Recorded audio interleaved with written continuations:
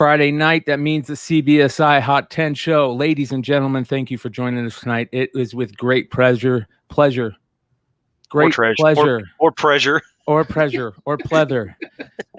that we bring back one of Flipside family members' own for a special occasion, ladies and gentlemen.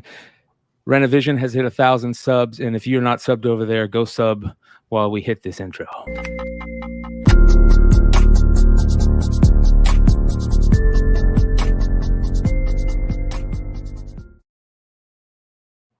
Oh boy. It is a great Friday night here on YouTube land. How does it feel to have a monetized YouTube channel there, Pete? Well, it feels great. I mean, granted, now I got to give away a bunch of books that I promised I was going to give away. But other than that, I just didn't know I was going to be able to do it before the summer was out. But the way the momentum kept going, you guys helping me out, I heard all the shout outs and all the support. And just having fun. Yeah, it's nice, man. It makes it worth a whole lot, especially when you put a lot of effort into it. And you are always putting out great content on almost is it a daily basis you're doing it now? Yeah, trying to be at least once a day with something. Yeah, absolutely amazing. Good stuff. And I think now that you finally hit the algorithm stage, or however they put that, it's to the moon. Right, to the moon. So, ladies and gentlemen, happy to have things like polls and like the comment things that you can put like separate, because I need direction sometimes, because people make suggestions of things I should do. Say, oh, I should do a video on this, and I'm like, okay, and I don't know if it's a good idea or not. I really need more feedback.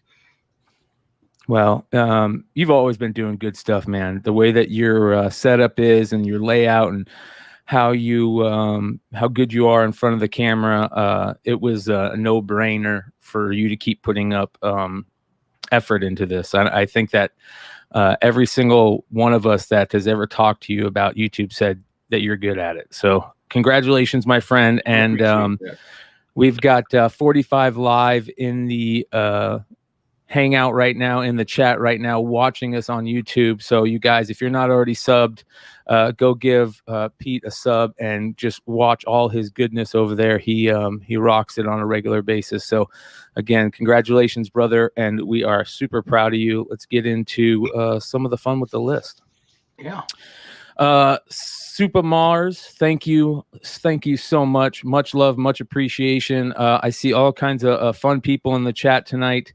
A lot of love, of course. Want to remind everybody that once we end over here, all you people watching us live, jump on over to Mighty Mel V's channel for its drunken chat, where the fun will continue. It seems like it's never ending over there.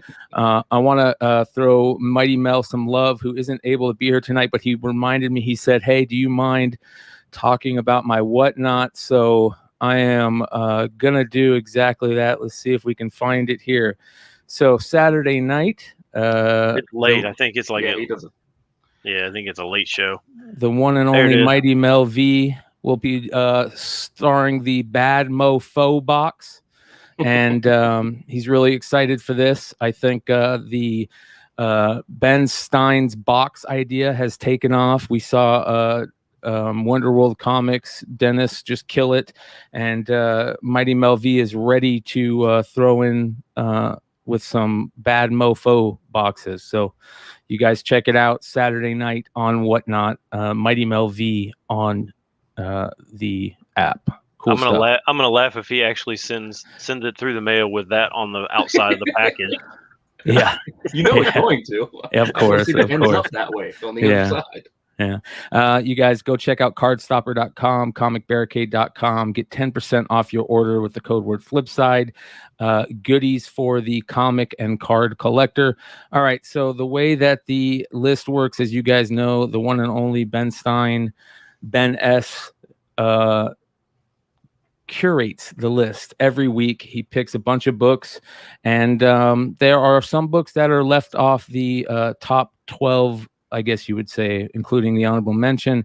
They are the almost 10. Let's get into the almost 10, which you can only find here. Let's do it. Moebius. Some Moebius goodness on this almost 10. Moebius number 9. when I saw how much this went for, I wasn't surprised. $140 raw. $140 raw. Yeah, I guess this is I think this is the last issue. I think there was a 1 through 9, and this is from like what? Is that Eternity? Is that what that was? Or Epic? Epic. Epic, yeah. Epic. Okay, Mhm. yeah. Whoever it was. That was back a in the DC's. Like, didn't DC own Epic? Was it DC that owned it? Who owned Epic? I think Marvel did. Okay, Marvel. I know one of the big. It was like owned their Epic. weird imprint. Yeah, kind of like their older imprint, right? Like their Vertigo before Vertigo. Yeah. So, hey, everybody loves Moebius artwork, right? I don't think there's anybody out there, if you just really start looking into Moebius and what he's done, and not just, I mean, from comics to the art world in general, like, you have to love his work. Yeah, so I don't know if is this like an actual comic or is this just like collected artwork? Let's take a look. It says the power. It says the collected fantasies of, is it Jean or Jean? Jean. Jean Gerard. Yeah, it's a soft J. Let's look this up. Jogging. All right, so Chad. Moebius Epic Graphic Novel Collection. So collected fantasy stories is what it looks like. Okay, so it's like mini stories, like a like shorts, little anthology or something. Okay. Yep, you got it. That be it. Chad, thank you so much. Always a killer show. Thank you. No, thank you, sir. Much love to you. And everybody hanging out with us, over 100 live. Much love, much appreciation. All right, $140 for this. Is this comic book size? It seems like it's a little bit bigger, right? I don't know if it is. I mean, I think it is comic book size. I think, but I don't know. I don't have this book. If it's what I'm thinking, I remember finding like Moebius books like this, like in dollar boxes. It's actually undersized, like short but wider, and like almost like a cardstock thick book. If that's the series that this is from. Yeah, there was a second series, and I don't know if that has anything to do with this, but I just remember they were expensive book, like all of like whatever book it was from the volume, they were all pretty expensive for what they were, and like I just found it in like $1.50 box, but it was a little short. All right. Why is this one? Why do you think this one is selling more? Do we know? I just happen to see this particular sale, but I think they're pretty rare. I don't think any of these are that easy to get. So it could have easily been number 8 or 7 or any of them. This one just happened to be the last issue. Yeah, last issue always gets that bump on stuff like that. It's just harder to find, like Last Akira and whatnot. Yep. Gotta love the community that we got going here, that we're rocking here, when we got big retailers in live hanging out with us to remind us what we're really talking about. It's usually either Wonderworld Comics and Dennis Barger, or Jesse from Jesse James Comics. We'll take either one of them anytime. Dennis Barger says Prestige regular on this. Dark Horse did a smaller book series. That's what I'm thinking. It must be the Dark Horse one that I'm thinking of, because I knew it was a smaller one. Yeah. All right. The next almost 10. Got to have some Star Wars goodness on every once in a while, and this is Thrawn #2, the 1 in 25 variant. Yeah, clearly not as great as the #1 variant. And again, my job is not to verify whether or not these sales are legit or not, but there was a 9/8 that sold this week for almost $1,000 of this. Wow. Yeah. So, I don't know. It's on Thrawn. It's what, 1 in 5 or 6? Yeah, 5 ain't bad. I think the variant on 4. There was a couple of the incentives that were up there, but it wasn't 2. Like 2 was never one of the ones that was sought after. So this is a bit baffling. Yeah, maybe it's the first appearance of the little robots that are building a circle in the background. I don't know. Something crazy. Yeah, I mean, who knows? But well, I feel like there should be quite a few of these out there, right? The second issue on a new Star Wars series, or maybe there wasn't that many number ones out there. Yeah. And this is Shalvey. Somebody asked if it was Kamikoli. It says Shalvey. Yeah, Declan Shalvey. Yeah. All right. On to the next almost 10. A book that any of us would just a little tear would come to our eye if we found these in a dollar bin. Supergirl Adventures, Superman Adventures number 21. Excuse me. A great Supergirl cover. Homage to an homage type thing, right? Yeah, so this is like the Bruce Timm did the Batgirl Adventures number 1, where it's kind of like almost like a mirror image of this. But yeah, this one, I mean, I think those two, and then you throw in Batman and Robin Adventures, but that's not a Timm. The one with the Batgirl with the Riddler. Riddler question mark. The Riddler question mark. But was that with a T, right? Pete. Yeah. Ty Templeton. Yeah, Ty Templeton. Yeah, pull that right out of there, out of there, because I'll never remember it again. But he's a great artist. Yeah, so I mean, this one was usually even a 9.8. This one was still like a $150, $175 book, but it's now up to $350 for 9.8. I would assume that probably all high grade copies of this are already probably graded. There's probably not very many raws out there, so I think once you start shrinking down the raw availability of high grade, then people are just like, well, screw it. I can't get a 9.8 raw. I'm just gonna have to start buying the 9.8s that are already out there. And this one's this one and the Batgirl Adventures are just these remind, for whatever reason, the Bruce Timm stuff just reminds me of like my teenage years, or for some reason. I don't know why. Yep. Well, he's good too. I used to go home from school and high school, and this show would always be on. It'd be followed by the Superman one, and we would watch, and then after that would be like Jerry Springer, and we'd watch those three, and then knock out some GoldenEye, hit a couple of graphics, 6-foot graphics, and call it a night, man. That was when there was no cares in the world about other than no one's allowed to be Odd Job. So good stuff. Let's get back to the next almost 10. A beauty if I've ever seen one. Who doesn't love the Sky Striker? And I'm gonna have to show some extra love here in a little bit for the Night Raven. But of course, G.I. Joe number 256, the 1 in 10 Jamie Sullivan variant. Really, really cool cover, man. Especially if you're a G.I. Joe fan. Yeah. I'd never even seen this cover before. And I was like, as soon as I saw the cover, I was like, wow, that is a sweet, sweet cover. Yeah. One of the greatest all-time ever. Yeah. That toy was fantastic. The little jet that came off the that was like what was that special jet that blew up? That was a real thing. We really had that as part of the Blackbird. Yeah, it was like a little escape pod almost, kind of thing, like a little extra shit. And it was on the back, and during testing, there's video of it on YouTube. You can find it. During testing, it pops off and it hits the wing of the SR-71. I think it was a CIA version at that time, but it hit, or the CIA version at the time, and it hits the wing and blows up both jets, and they killed the project. Well, G.I. Joe or Hasbro said, screw it, we're gonna make one because it's so damn cool. And it had the little thing that you hit the button where you could put your pilot and your I guess you call them Rios. Do they call them Rios? I don't know, the backseater. But man, this is a complete and utter, like you said, nostalgia gasm. Pete, like, good stuff on this one, and probably a mighty tough book to find in the wild.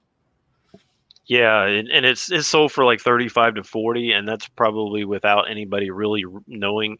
I couldn't even find any live sales or current sale. Like, this one sold for 35 to 40, but there were none listed. No, you couldn't get it right now for 35 to 40. I would assume that probably once people realize what this is, that the price it's got a chance to go up from there, because there's a lot of these GI Joes that are really difficult to find that have sweet covers that sell $75-$80. So Yeah, you order 10 copies. Yeah, they just order 5 or 6. Be like, well, we'll get 3 of each A and B cover, and that's it. Like, not a lot of Joe collectors these days. Big Remo, the bottom is orange. If you have the Sky Striker and the Sky Striker is orange, you might have the rare night vision version of the Sky Striker, because I don't remember the Night Raven. Was the Night Raven bottom orange? No, I can't remember. It was like gray. Yeah. Gray. You might have a Big Remo. You might have a rare variant version of that toy. Yeah, you might want to look into the other versions, like the repaints of the figures, like the Jungle Force and the Ninja Force, and the Night Vision or the Night Striker team, or they call them the Night something version of the Hydrofoil, the Sky Striker, and a couple other vehicles. They did exactly that with a bright neon orange and dark black color scheme. That is just beautiful. And they're very rare. Night Force. Thank you, Arthur Sesmas. Yeah. Night Force. It was still some of the coolest stuff came out in that time for toys. There will never be a better time for toys for children than the 80s through the early 90s ever. I'll fight you for it. All right, next book on the Almost 10, a book that we've talked a lot about in this circle for many years. This was a CBSI Raz Room nightmare for a lot of us. I won one there. Oh, you won one, so it wasn't a nightmare. So it was a dream. So it was a dream until I sold it too early. Yeah. Edge of Spider-Verse #2, the Greg Land variant. Oh man, beautiful cover. Just good stuff. I remember seeing this the first time and not really liking it, and then I really fell in love with the suit design and everything about the suit, and it made me enjoy this a little bit more. Yeah. So on 9/8 sold this week for $9,000. Oh. Yeah. So, I mean, is it going to be I guess it's pretty much inevitable. It's going to be a $10,000 book, right? Pete, did you have a 9/8? Yes. It was a CBCS 9/8. I sold it for $750, I think. $750? $750. Yes. $750. So again, when the $3,000 number, milestones were getting hit, I was like, oh, so now you tell me 9? Hey, I've sold. I have pretty much every book that has went to thousands of dollars here in the last year. I've sold every one of them to. I could probably. Ultimate Fallout 498, Star Wars, Clone Wars variant. What else have I sold that just I'm like. To be fair, that was market too. When I sold it for $750, that's what the price was. That wasn't it wasn't a bargain. And here's the overall thing, and I think what our minds are short-sighted when we see that. And yeah, it was like, okay, I could have held on to that, but most of us don't just take that money and just close out shop. We're taking that money, reinvesting it, doing something else. So. If I didn't have, some of those, if I didn't get the $500-$600 or whatever that I got for it, I wouldn't have been able to buy something else that I probably made money off of. Mm-hmm. So it's it's kind of a different story than what it seems on the surface. But yeah, if I'd have just held on all of those, then yeah, I probably could just quit my job. But oh well. Good stuff, but. Yeah, I don't care. And anytime I still look at it that way, I'm like, even though I got it, like Pete, you probably got it for what, a $10 submission into the rest, $20. $20. And you made $730 profit. And it wasn't just that book. It was a 9/8 of that book, and then it was raws of the first, second, third, fourth, fifth print, and it was a 9/8 of a sketch cover that was awful. It was an awful, little drawing by Latour. It was just ridiculous. All of that was in there. Wow. Then yeah, you won, brother. You I know, won. because I piecemealed it out. It's just. Well, Yeah, this next book. I should have held on to that though. Excuse me. This next book has me choking up already, because it is one of those ultimate grails. Thorn Tales from the Lantern by Jeff Smith. Of course, his self-produced. Was this self-produced? Yes. OG first appearance of Bone comic that he did in college, I believe. Yep. And he's from Columbus, so this was sold in Columbus. I should. And You would think. I mean, I only live like an hour and 15 minutes from Columbus. You would think I would be able to find stuff like, find this old, Bone stuff. Nope. Never found anything like this. But somebody has. Somebody has. Yeah. Yep. So last year, if you go back and watch our programs from like a year and a half ago, one of us knew found one of these and then got it graded and got a 9.8 and sold it. And it sold last year for a 9.8, sold for $13,000. Yeah, so maybe it was half price cook, and I can't remember, but whoever it was, basically got 13 grand out of it. Yeah, this one sold this week for an 8.5, sold for 11.4. So an 8.5 is now almost at the 9.8 price, and there's only like 8 of these on the census total or something. I mean, it's something stupid. Like this book just does not exist. Yeah, this is a buy any grade type of book. Yeah. Patrick M says, no joke. My buddy ran into Jeff Smith today at the Laughing Ogre comic shop in Columbus today. That is pretty damn cool. Synchronicity follows me around. I'm telling you guys. But this is a really cool book that if I was super rich, I would own one. Like there's like I like my dreams, like how like sometimes when you go to bed at night and you just need something like to think about and you're like, what if I won the lottery, like what I would buy. It's things like this, a wax box of 86 Fleer basketball, like stuff. and I would open that shit too. I would definitely open that, and I would definitely grade this though. You know what's weird though about this book? This book is so rare that I would say that 95% of the comic world has no idea what this book is. I agree, especially now with a lot of the new hobbyists. There's probably a lot of people that don't even know what Bone is. Yeah, I don't even know what Bone is. Yeah, let alone this. Yeah, or Jeff Smith. So yeah, good stuff. Love this book. Iconic. All right, iconic. I said it again. Iconic. All right. Final almost 10 book of the night. This is a weird one. What is this, Ben? So I put this on here because it's such a ridiculous one. It's a ridiculous cover, but 2, it is so ridiculously rare. I'm not even sure what, like, you go into like comic book realm. They don't even list it. This book's not even listed in my comic shop. Like, I'm not even really sure how, like, is this like, I mean, is there like 50 copies of this, 100? I really don't even know what this book. So there's just a B cover with this Explodo guy here at the bottom, and then the top is color. So like the B cover of that, but this is like the top is a sketch cover. So and it's got Josh Barnett on it, like the ultimate geek, right?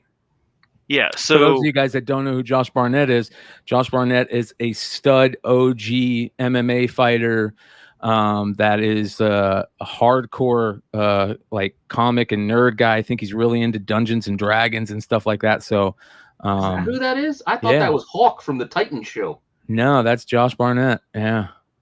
Cool dude. So there was a sale this week of this for this exact 9.6. I couldn't even find another picture for it. So I just had to use the picture of this with the in the slab. And the 9.6 sold for $1,900. So I really just wanted to like kind of put it on here. Like, I don't even know if that's I have no idea if that it's good, that bad. I don't know. I have no idea. So, but for $1,900, I figured it was at least worth a mention because I didn't even know this book existed.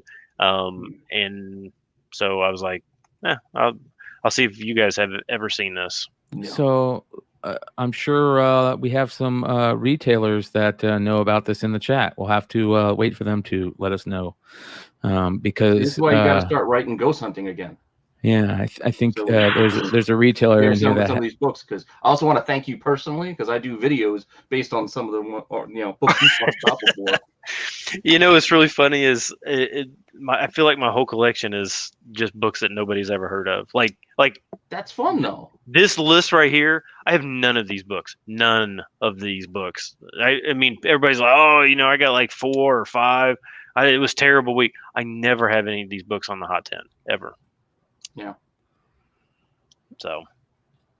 Well, ladies and gentlemen, that is the almost 10. And I want to thank every single one of you guys for hanging out with us tonight. We have got 188 live on this super cool night to congratulate the one and only Peter Renna on his 1,000 subs.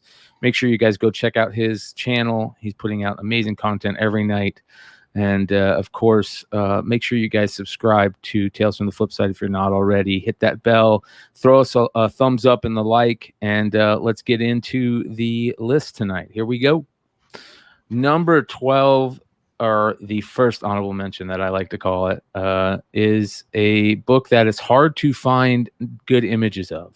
And that is Jungle Comics #1. 11. Oh, sorry, 11. I apologize. Jungle Comics fine. #11, and it seems like this cover would kind of be like the way they kind of did dinosaur covers in the future, because you see a lot of swipes of this type of thing on dinosaur covers and weird, lost jungle book covers. Yeah. Yeah, it's kind of a weird looking cover for sure. I was trying to. I mentioned in my little write up, I was trying to figure out like the purple dinosaur is like way far away, right? And but yet she's huge. But he's still huge. But she's gonna try and throw this spear like across the entire river while she's leaning back and sitting on a tree branch. Like how's she gonna get enough leverage behind it to throw it and impale this? It's enormous, enormous dinosaur. But and I love how the Brontosaurus has like horrible like attack teeth. Oh yeah, that's an angry Brontosaurus. Yeah. That's still cool stuff. What did this recently sell for? A 4.5 sold for $3,900. Yeah. Now there was a few other books this week. Like there was actually a Detective 31 that sold this week. There was a 1.0, and it sold for like 45 grand, something like that for a 1.0. But I think I left some of the superhero stuff that did sell this week off, because most of the time most people have already seen those at some point. So yeah, makes sense, but still crazy to hear that price for. Yeah, it was something ridiculous, but I mean, I would say that book is probably just the most famous cover. Yeah. Maybe outside of 27. Yeah, I mean, 27.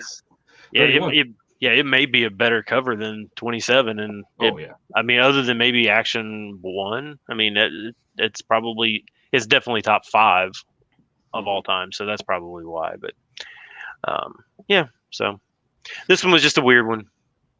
All right, this next one for the honorable mention is a super, super dope cover, super cool cover. Blew me away, this one. Once in Future #19, the Christian Ward 1 in 25 variant. Yeah, first of all, did you guys even know Once in Future was still going? It's still going. I haven't read it in a while, but I'm still getting them, so I know it's still going. And then to throw on a number 19 issue, to throw in a 1 in 25 is kind of weird, right? I think they've just been doing it the whole way. Have they? Man, I mean, they've been doing incentives the whole run, which is why some of these are going to be tough. Like if this pops, like something is going to children, some of these books are going to be ridiculous. Yeah, I mean, like this could, like you could see, like if this ever did anything like Something Is Killing the Kids, I mean, this could be. I mean, this could be like $1,000 book, right? Yeah, I mean, this thing's gonna be impossible to find because who's nobody, ordering 25 of this anymore? yeah, nobody's gonna order. No, and nobody's even thinking about this. So, this might be perfect. It's a perfect question for the first poll of the night. Are you reading Once and Future? See how many people in the chat are reading Once and Future. I'm gonna tell myself I don't even know what Once and Future is about. What is it? What's the plot line even about? Well, is it like Knights of the Round Table or something? It does tie back to like that. Oh, does it? Okay, because it does kind of tie back to the Green Knight and that kind of stuff. That's cool stuff. I'm really into that. Maybe I should check it out. Yeah, no, it was a fun read to start. There's so many books out there these days. It's hard to keep up with all of them. Oh, yeah, for sure. But I liked it. I liked it enough to keep collecting up through 19 and on, even though I haven't been reading it. I just keep stacking away into. So is this the Green Knight right here? I think it's probably got to be. Yeah, it kind of looks like it, right? Like that's got to be it looks like a gimmick cover. Like if I look at that, I feel like it should glow. Yes, like it feels like it has a glow feature to it. Yeah. Redrick says, I think mostly they've been doing 1 in 10s like a retailer incentive. 1 in 25, not so much for a while. So maybe something is happening in this issue. Excuse me. That's Arthur, says Brandon P. Well, 19, it could be a first issue back. Like I know I think they've done like they'll do 6 issues, take a pause, maybe do another like 6 issues, take a pause. So maybe 19 is the start of another like run or another arc. Yeah, I might just have to find this one. I don't usually buy. I don't usually pay retail for a lot of things, but I might just, if I see this one, even if it's selling for like $50 plus, I may have to, at that price point, I may just have to just pick it up and throw it in a box and see what happens. Yeah. Well, before we jump into the meat and of the list, everybody that's voted so far, 48 votes. We've got 29% of the people that have voted said they are reading Once and Future. So much more than I expected at this point. There's got to have a pretty decent reader base if it's that far and still doing 1 in 25s, right? At least something. So, all right, good stuff on there. We'll end that poll and we will continue on to on the rest of the list. But before we do, you guys, if you aren't subscribed to the channel, make sure you do so.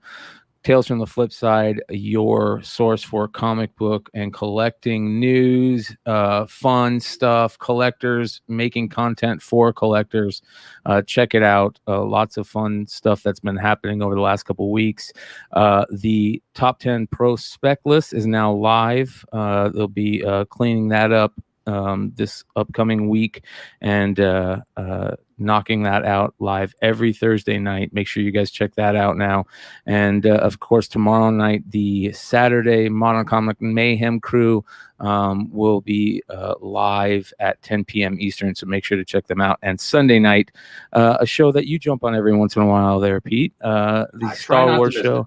The Tales from the Dark Side crew and Marco and JJ and Jedi Johnson and Solo Wookie and all the fun guest hosts. So make sure you guys go check them out. Don't miss that show. It's a lot of fun. Absolutely. All right, let's get into number 10 this week. A throwback goodie for old school comic collectors, right? This one. I should have wore this shirt. I have this on a t-shirt. I should have wore this. Do you really? They have a t-shirt? Yeah, I bought this for a it's an awesome t-shirt. There's a black with that cover on it. Fantastic. This is Symbiote SpiderMan Crossroads number 2, the 1 in 25 variant, and an homage to some spectacular Spider-Man goodness. Yeah, it's so close up that it kind of threw me at first. I couldn't see like the the old the old Spectacular Spider-Man, was it 101? I mean, that one, he's kind of small in the corner, and you can kind of tell this one is like so big, and it's sideways. Like, it took me a second. I was like, well, that looks kind of familiar, and then I had to like turn my head, and I'm like, oh, okay, I see what it is now.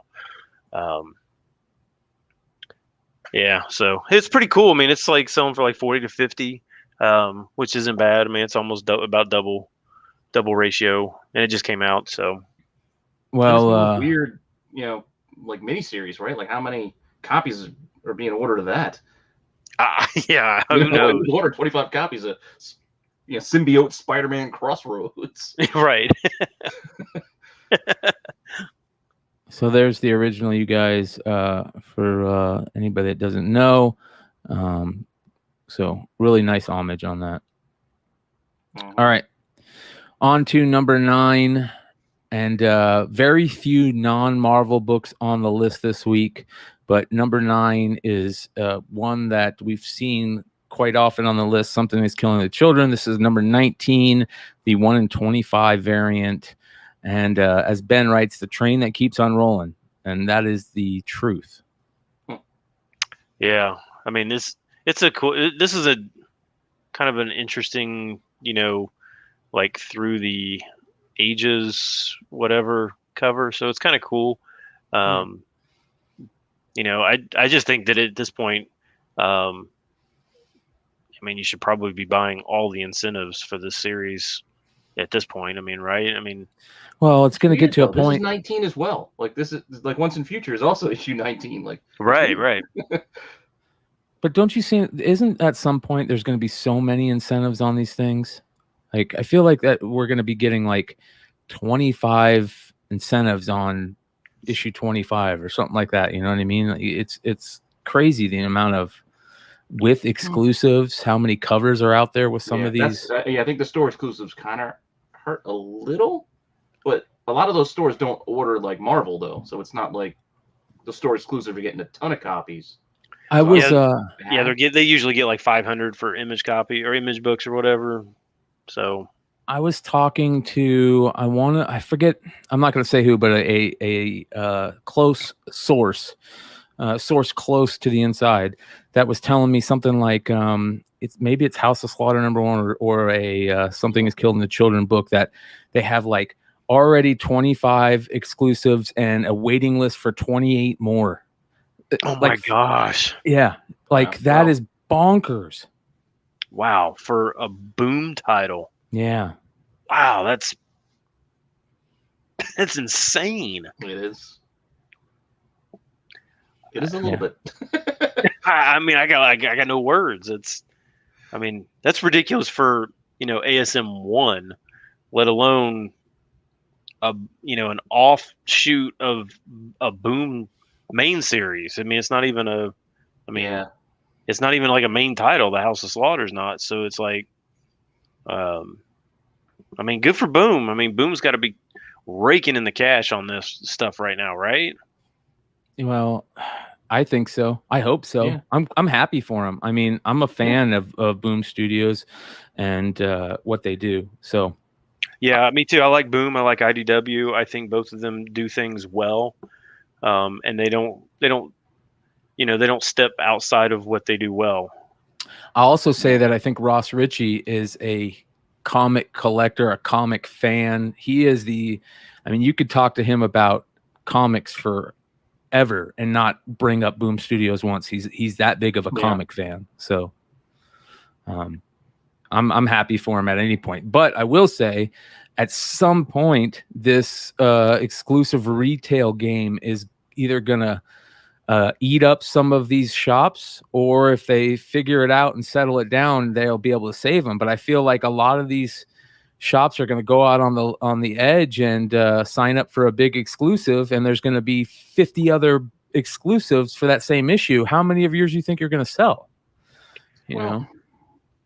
Well, but when you put the price points, even if you sell them for $15, the price point, when they're like this one, cover price is what, $4. So let's say Boom says you got to order 500 of them, and you buy them at $4 a piece. Okay, so you got $2,000 in them. If you sell them at 150 a piece, you only have to sell through, 30% of them. Yeah, but you're also not doing the full, cover price. But then you also got to figure artist fees depending on who you get. Yeah, it may be a little bit more, but not. Probably for a title like this, probably not much more. But no. But still, you're to break even. You're just really only going to have to sell through about 30 to 40%. and the rest of them you can just pretty much you can pretty much just stick in a back room and you know bleed them off over the next 5 years. I mean, right? That's more what I worry about. It's in 5-10 years being able to discern and figure out all these different covers for all these different books when we start hitting back issue bins in like 10 years. Like, yeah, and I will say that there's a lot of retailers that are not smart with this. Like I think they panic, and so then they just start blowing them out, or they manipulate what their website to make it seem like they're sold out, and then we have a warehouse find. We found an extra 200 copies of this. Well, come on, you knew you had them the whole time. I mean, come on, don't act like you didn't. You thought you completely sold out. So the warehouse find. Yeah, I mean, come on, we're not that well. I mean, but see, I think a lot of buyers are that dumb. So maybe they are. I don't know. Well, there's also a lot of new players in the exclusive game, right? A lot of people that would have never been in this if we didn't get to where we are with the third market and that type of stuff. So it's going to be very interesting to see how they work it out. Listen, I'm happy for anything positive in the comic book world. I want to keep everything going the way it's going now on the upswing.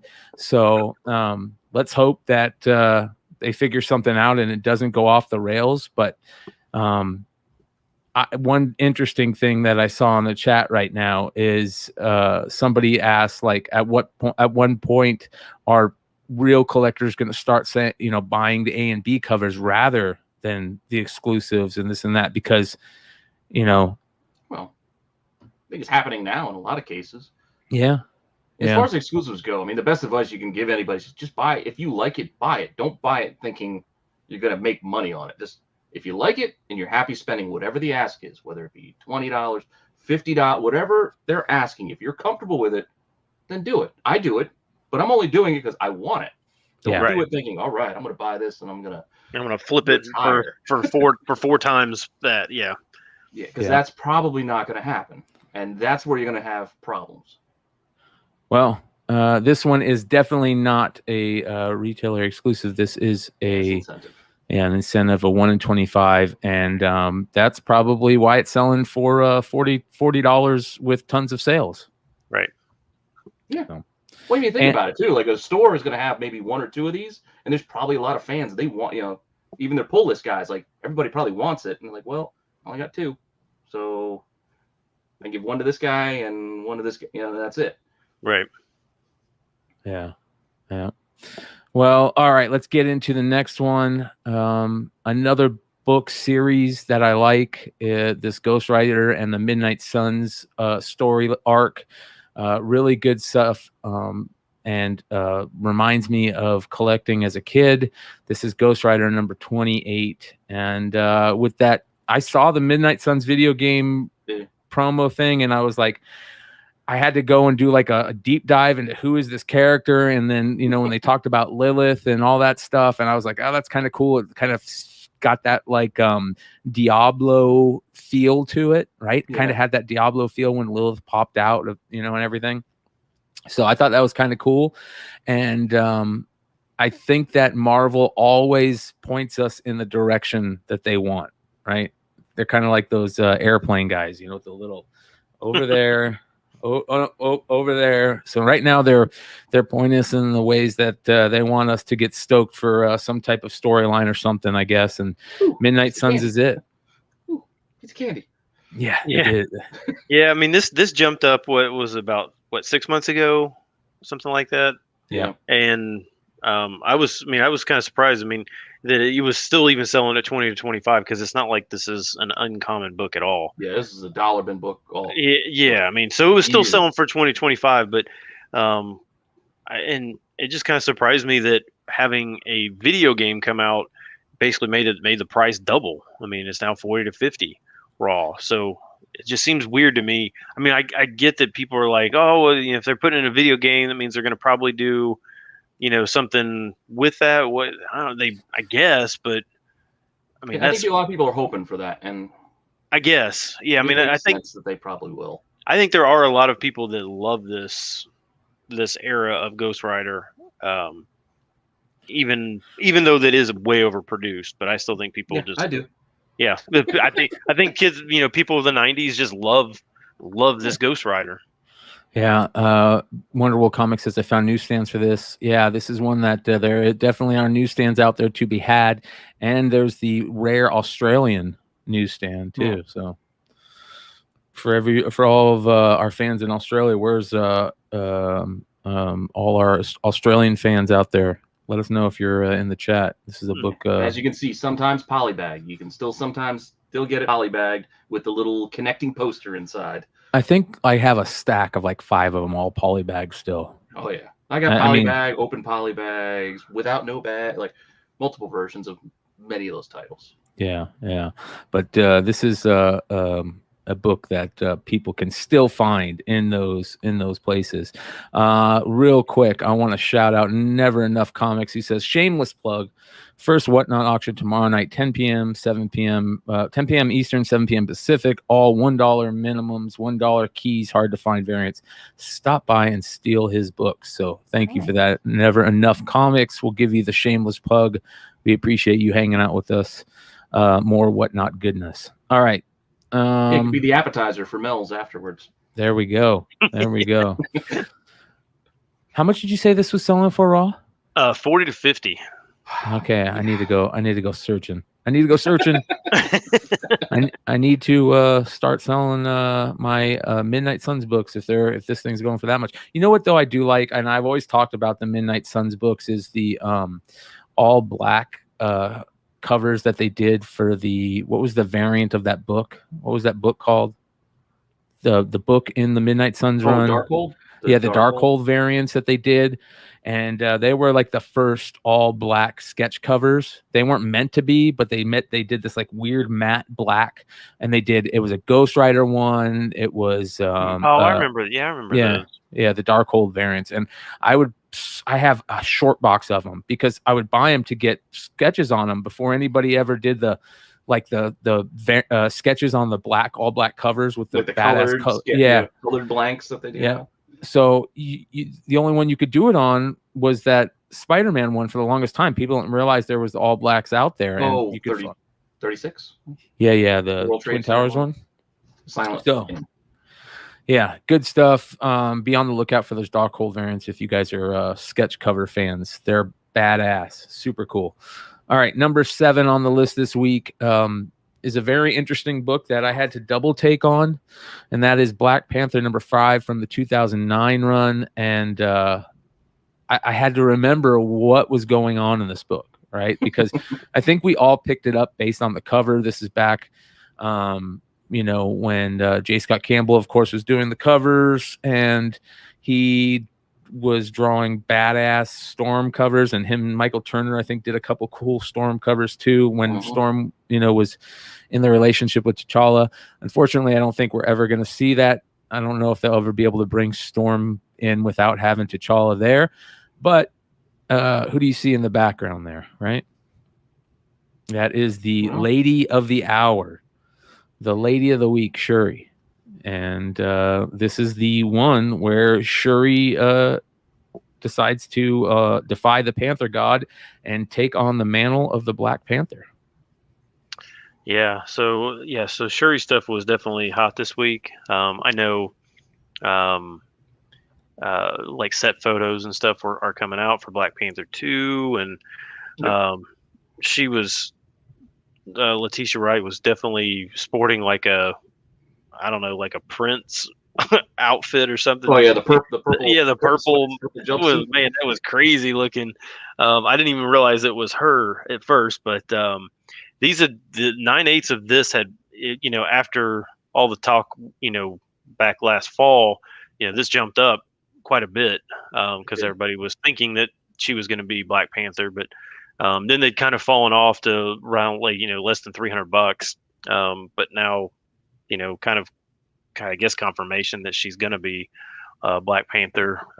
This is now back up to $550 for 9/8 again, which is all-time highs. What are the Raws going for? Raws were less than 100 last week, but now they're like near mint copies are 200 plus. So I remember which is thinking like $80 was a crazy amount. Like, I'm not paying $80 for this Raw. right. It's like, well, Yeah, I mean, I think it's still all technically I know Mel swears up and down that he still thinks that she's only going to be Black Panther for half the movie, and then he thinks Killmonger's going to take it up at the end. I don't buy that at all. And I don't know if they can do that. I keep trying to bet Mel, but he won't bet me. And I think it is still all speculation. And this movie doesn't come out till May. Is that when Black Panther 2 is supposed to come out? I think so. That sounds about right. May of next year, unless things get pushed, because I know there's the because they rumored push of everything. If they keep pushing everything. Yeah, it doesn't do well. Which that's next week, right? Yeah, I got tickets, but I don't know if I'm going yet or not. It'll depend on my comfort level. I would like to go for sure, but yeah, well, I don't know. We'll see. This is an interesting take. I think that this is probably one of the very few takes that I think could happen. We'll see, though. We'll see. There's no doubt that they're pushing her to be that role. Hey, and I thought I mentioned that before. I thought M'Baku was I think in Black Panther 1, Shuri was the best character, and M'Baku was number 2. I think they were the two best characters. And then with Killmonger. Killmonger was great, but I thought all of them were, quite honestly, better than the Black Panther character. But Yeah.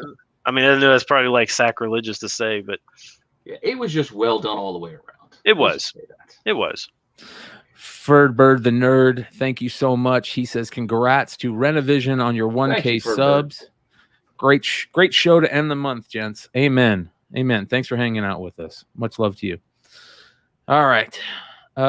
Next book on the list at number 6.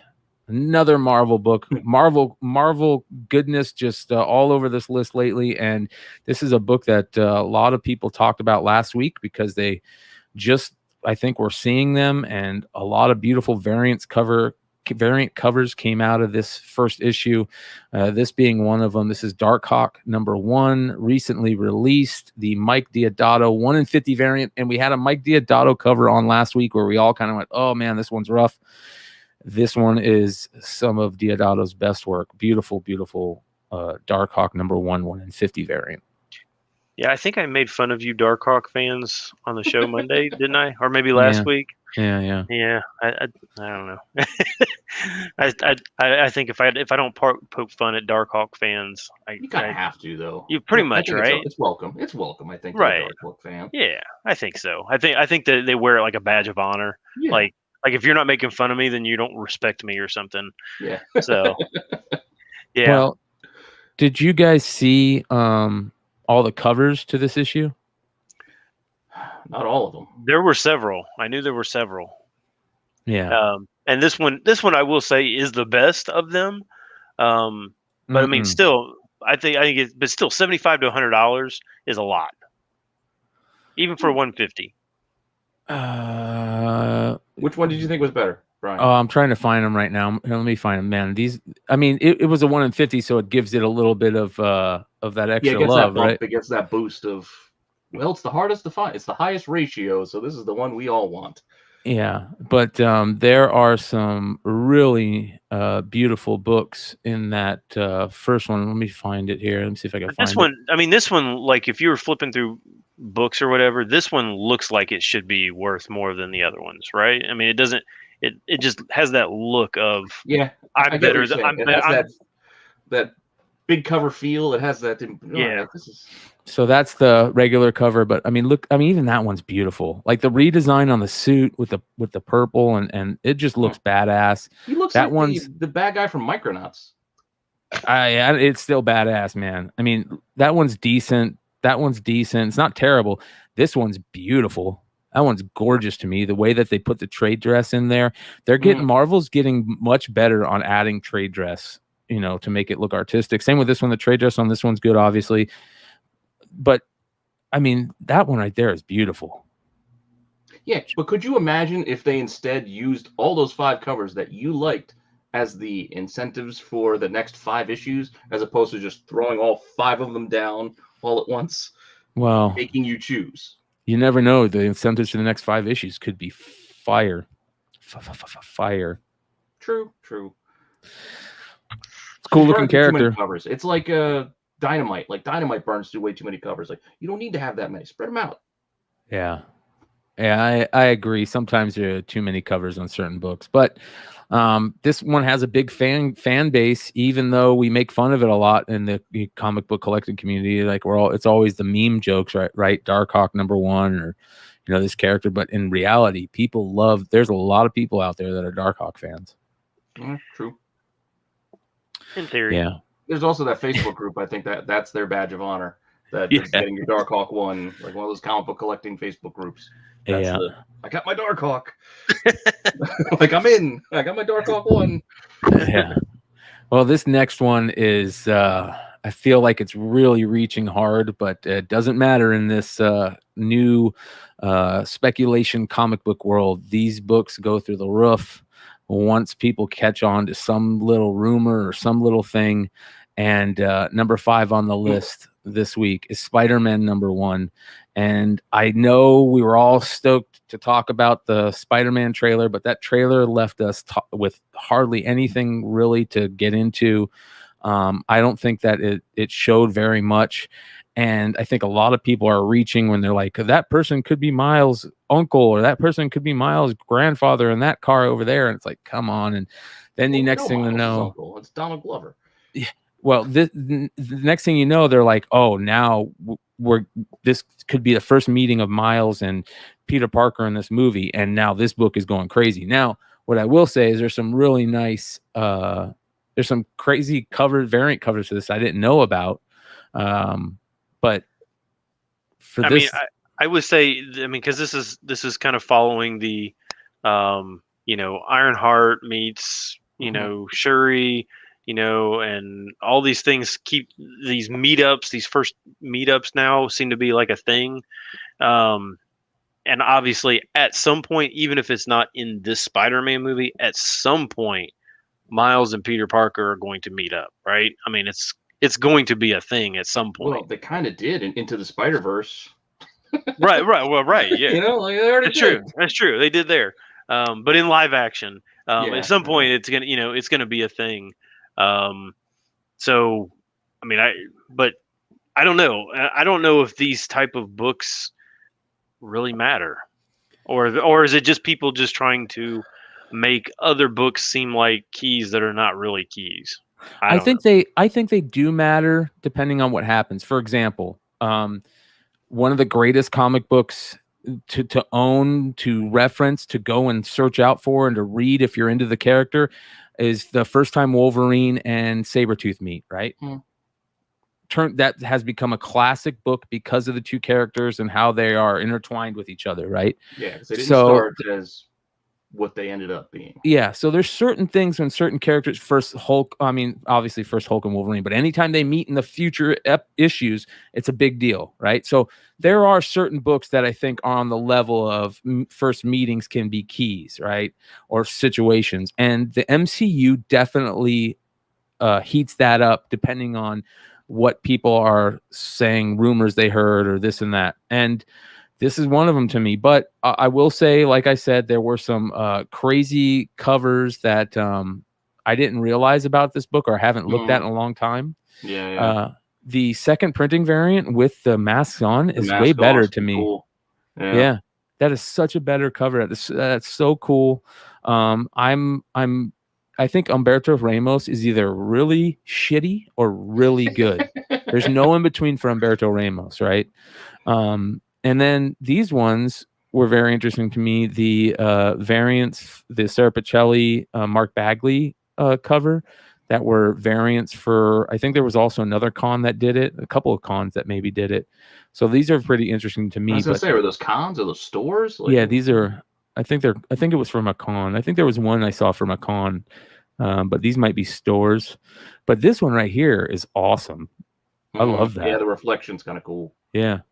So don't get me wrong. I mean, it's kind of a far jump to get here that fast, but it's still a cool book, and it's still something I think to have on your radar in case something happens. Maybe some of these other covers are something to gravitate towards. I would much rather have the second printing. Not everything needs to be a key. I think there has to be something. It's a book of note. It's a book of interest. It's all right. It may not be a monument, but it's a point of interest. We'll stop and check it out.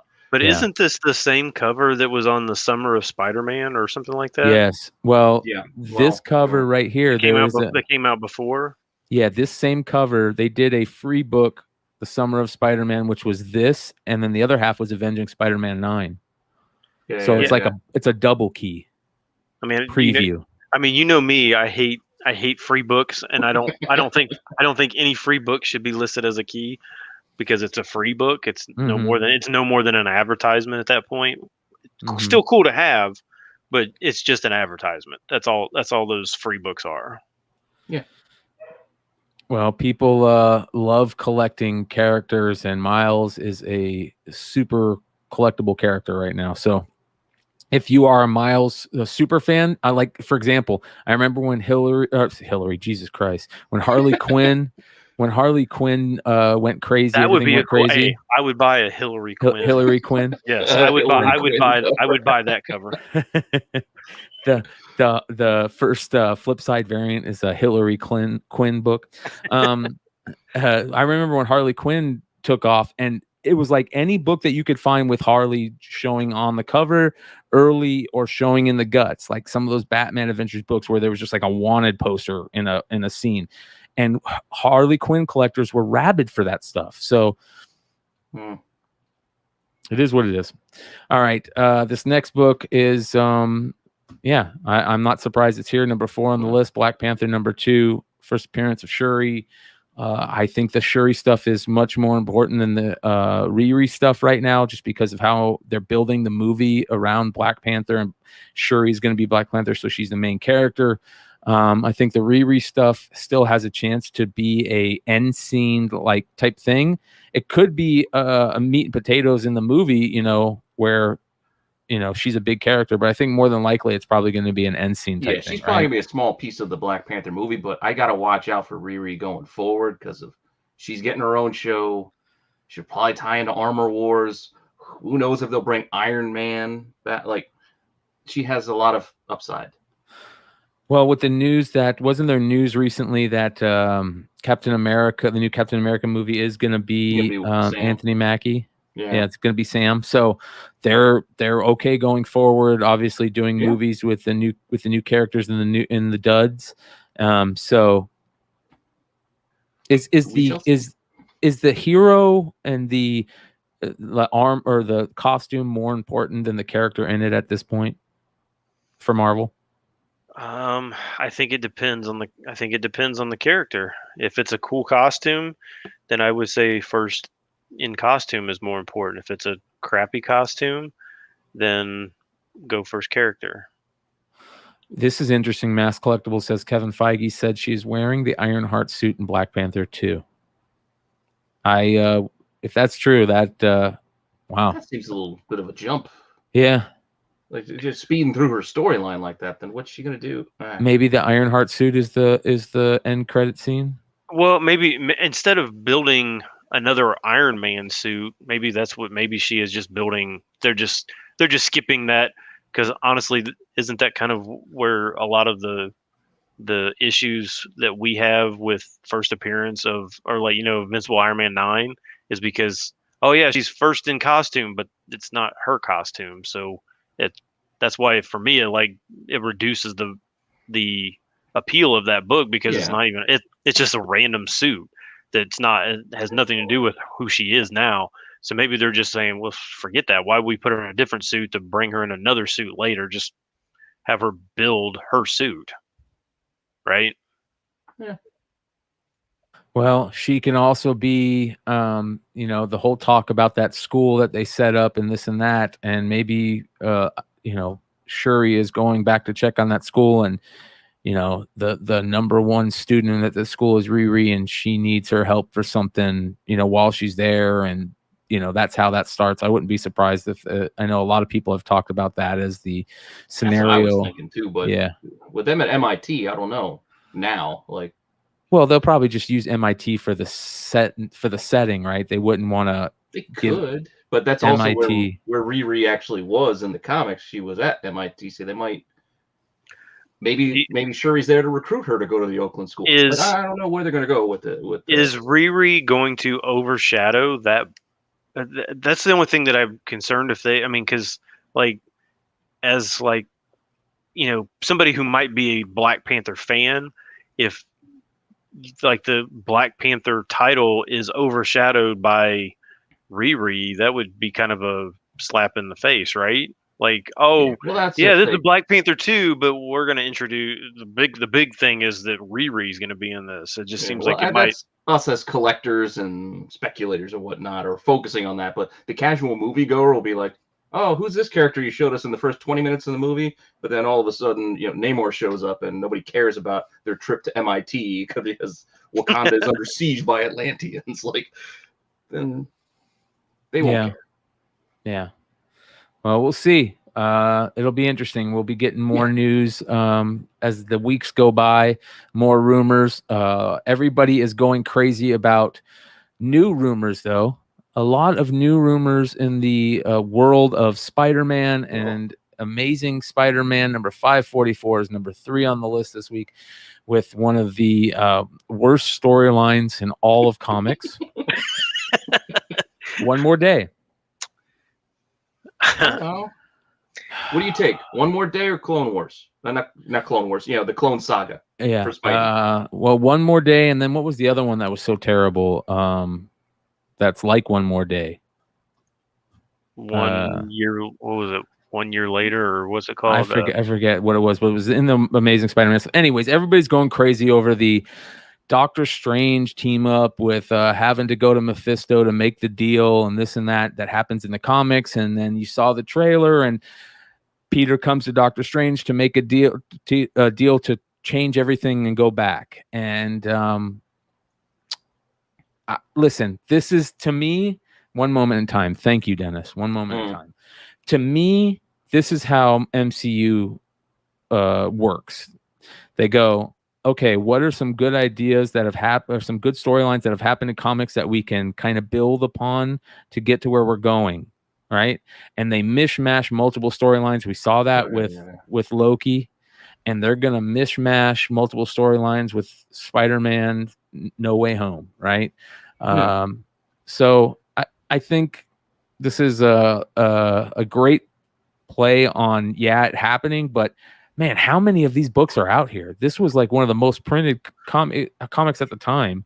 Yeah, and I mean, I think we've warned people before on the books where, I mean, you think about it. I mean, in Infinity Gauntlet, yes, they jumped, but I mean, and they were kind of worth something before that because it was like a story that everybody kind of read for 30 years. Yeah. But it jumped and jumped and jumped, and then once the movie came out, then it basically just nobody wanted them anymore. The same thing with Civil War books. Using the storyline as spec for buying, like in this case, I mean, it's like, ugh. I mean, Planet Hulk in Ragnarok, like right. They didn't adapt it. It's not a perfect adaptation, but they covered it. Yeah. So I mean, some of those storylines are great. I mean, Planet Hulk was great, and and Old Man Logan, even those books. I mean, with Logan, still a great story. But if you're buying on the high end like this one, I mean, if you're spending $25 to $30 on this book, you're basically just throwing away $20. I mean, just go look in the dollar bin and you'll find. Yeah, well, I mean, the movie comes out in December? Yeah. So just wait until February and it'll be back to $5 or $10. I mean, right? Well, I will say that the Djurjevic variants on this stuff I do like, just because I like the all white, and Djurjevic is a great artist. They did, I think, Djurjevic variants for like the next 4 issues. Am I wrong? Let me see here. Something here's that. Yeah. So like if you can pick up this set for cheap of the Djurjevic variants, I think it might be worth it. But other than that, I agree. They printed so many of these damn. Well, apart from that, and apart from what you saw in the trailer, if you read this actual story, you'll be like, come on, man. This is not a well-written story. This is one of the dumbest ideas I think that they came up with. It was horrible. It was so bad. Aunt May, who's like 90 years old, got shot. Let me give up my marriage and everything so she can live for another 6 months. Yeah, I'm like, she had her run, Pete. Just let her go. Yeah. This is the risk you ran. I think at the time, if I remember correctly, so many Spider-Man fans were so pissed off at Marvel because they're like, what don't you like? I know you don't like Spider-Man being, married or in a relationship, but Spider-Man fans, Spider-Man fans love MJ. They love Peter being in a relationship with MJ. I don't think there's never been a Spider-Man fan that didn't. Yeah, Black Cat Felicia's there to jump in and cause a little bit of love triangle BS. That's always fun. But we always loved Mary Jane. We always loved Peter and Mary Jane being together. Why take that away? It was so stupid. It was just dumb. It was just dumb. And I think it was the straw that broke the camel's back with Joe Quesada, because he was like editor-in-chief at that time, and it felt like he had to go through with this. And I mean, his art is great, but in all honesty, is this really that great of a Joe Quesada cover? Look, it's not Quesada's best. Yeah. No. So, that being said, what's it selling for again right now on the Raw in the eBay world? Yeah, 20. Yeah, 25. Yeah, 20. Yeah, too much. 25 to 30. Wow. Well, you guys, if there ever were books that you could find a lot of, there's a couple, and try and resell. There's a couple of them on the list this week. Number 2 on the list, another Marvel book, Werewolf by Night. Number 1, the news that they're going to move forward on a Werewolf by Night project at Disney Plus is very interesting. And it's not anything I think anybody was too surprised of. We had been hearing about Werewolf by Night project trying to get started for a little bit of time now, at least a year or so, I think. Since how long ago was it Kevin Smith stuff, where Kevin Smith was trying to do something with it or something? Yeah, it seems like forever ago now. Okay. Well, there's also a variant that's really hot on this too, right? Yeah, that's a nice variant though. Yeah. The manga artist, I forget the name. Yeah, it's almost like an American Werewolf in London style werewolf. Oh, cover. You're thinking of the EM Gist one. Yeah. Yeah, that one's. I think I don't know if that's for issue 1 though, but okay, that one's fantastic. Well, was this like a miniseries, 4-issue mini? I'm not really sure. This just came out like in December or January, so I mean, it's not. This is not old at all. Yeah, this was like a ongoing that might have ended early. Like, I don't know if it was a planned mini. I think it's just all right. Nah, I don't think a lot of people are buying it. JJ says Gist is issue 4. Thank you, brother. There you go. Thanks, JJ. Didn't this end up getting canceled? Probably, because I think so. Hardly anybody reads Werewolf by Night, but it does have some fans. I've been in the comic shop more times in the last 4 months, and somebody has walked in and said, "Hey, do you have any Werewolf by Night?" than ever in my life before. Like, well, I think the tough bit about Werewolf by Night is first you got the first one, who they name after a dog, Jack Russell. Like, really? Did you have to name the main guy Jack Russell and he turns into a werewolf? That's not the greatest story. And then this version comes off like, you guys just watched Twilight? Cool. Yeah. Yeah. I think that's the problem that Werewolf by Night has, is that they just haven't struck at the right time. Yeah. It's always been a kind of cheesy character to me, though. I'll be honest. I know there's some people that love him. Sean Big Leg is a huge Werewolf by Night fan. But I mean, I get it. The old school Plug art and the time period. Cool. Yeah, but it just never seemed like a really big character to me in the whole scheme of things. But that being said, number 2 on the list this week is a Werewolf by Night cover, number 1 from the 2020 series. Yeah, this news just happened like yesterday, right? Yeah. Big for this one too. Because this was, again, a series that didn't sell well, so it could be in cheap boxes. out there, overstock. Yeah, for sure. This is kind of interesting to me because it happened so recently. I want to take a look and see what some of the Werewolf by Night books have been selling for, other than this. And interestingly, the Michael Jackson stance, like Dirty Diana, like here's that. See, I did like that one too. Yeah, this is what I'm talking about. This reminds me of like American Werewolf in London. Yeah, this is Okazaki. Yeah, this is the one that I love right here. Just beautiful. So that's a great one to find. I'll tell you, if you look up if it's JJ's right, if it's number 4, if you look up the Gist, Gist, that one is fantastic. His painting is just fantastic. I mean, this was like a cover price book last week. Oh, sure. Maybe $10. There's the Gist, that one. $2.99. Wow. Yeah, great scores like out there, people. Or it might be the regular cover. Yeah, I mean, that is just beautiful right there. I don't know, Oh, that's the Sienkiewicz, the black. Black Moon Knight. I mean, I just love that one. That is just beautiful. To be honest, like the whole run on some of this stuff, the covers are good, but you can see the prices on all Werewolf by Night stuff. It's moving. Mm-hmm.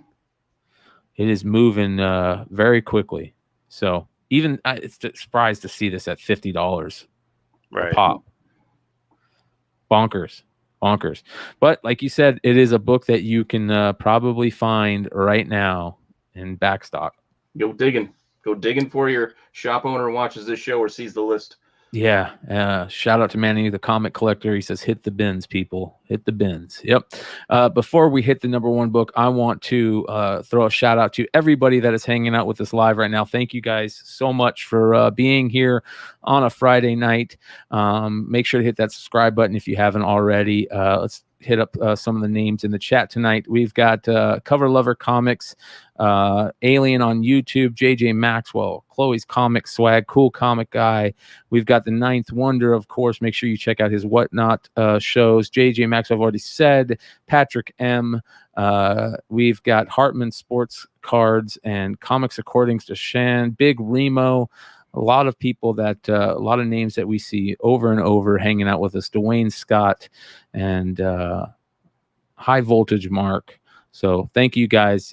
If I didn't name you, I just don't have the ability to read that well. So thank you for hanging out with us. On to number 1, the book that I really meant when I said that there was a lot of copies out there, and the book that it's kind of nice to not see a Marvel book at the King of the Hill. Oblivion Song number 1.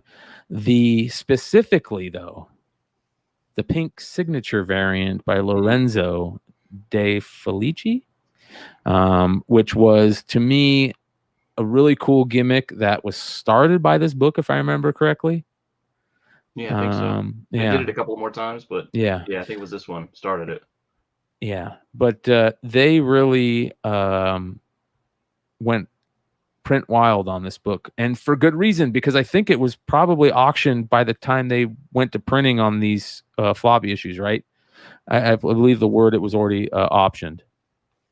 I think so, because they also really had this well in hand. I mean, the dealers got that trade before the book even came out. They had like the first 4 issues already done. Right. In that trade that was given out, so they were well ahead of the game with this book.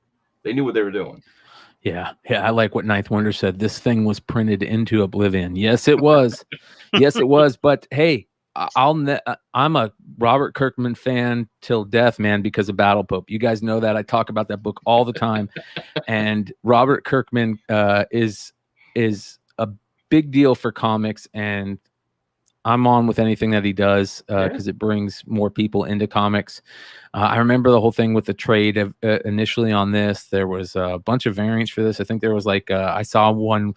I was doing the Comics Weekly with Simple Man's the other night, and Andy, Comic Man Andy, had the statue version. Oh, that's right. Yeah, the foil version of it. There are some cool books out there for this series. That's right, the statue and everything. I forgot about that one. I would like to know, it's going to be our second poll of the night and probably our final poll. I would like to know if you guys that read it like this series or this book, whatever you want to call it, and if you're stoked to see the show or movie that Gyllenhaal is doing. What Image book that's actually been made into a TV show or a movie other than Walking Dead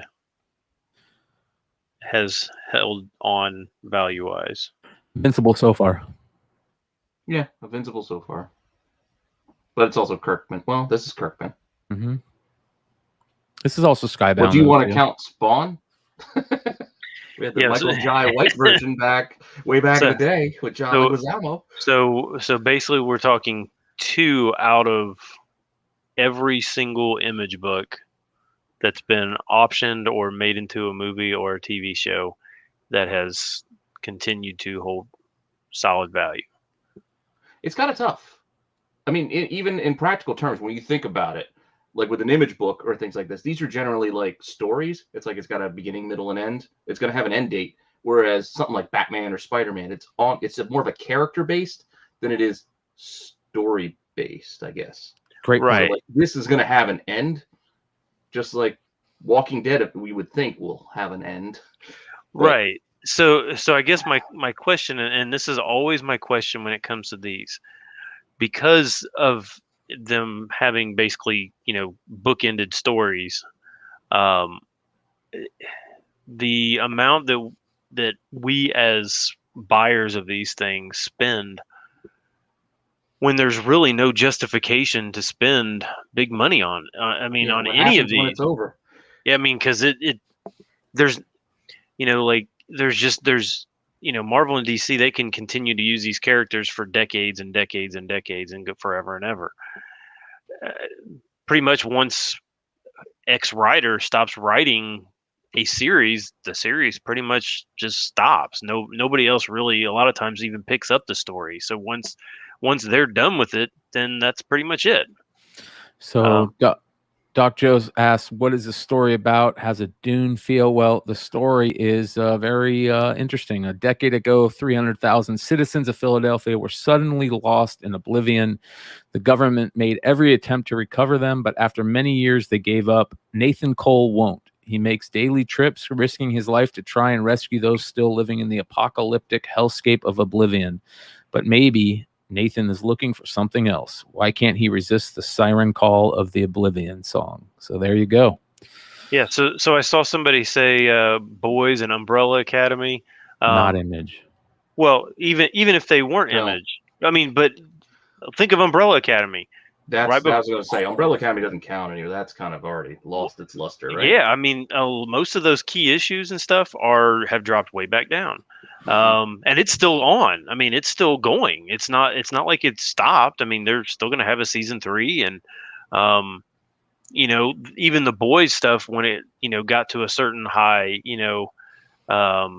it's backed off a lot on that as well. So I don't know. I just, with the indies, there's just I think that's great to invest in indies because I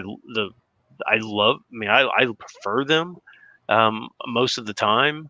But spending big dollars just because of an option or a TV show seems like a really, really bad investment for these.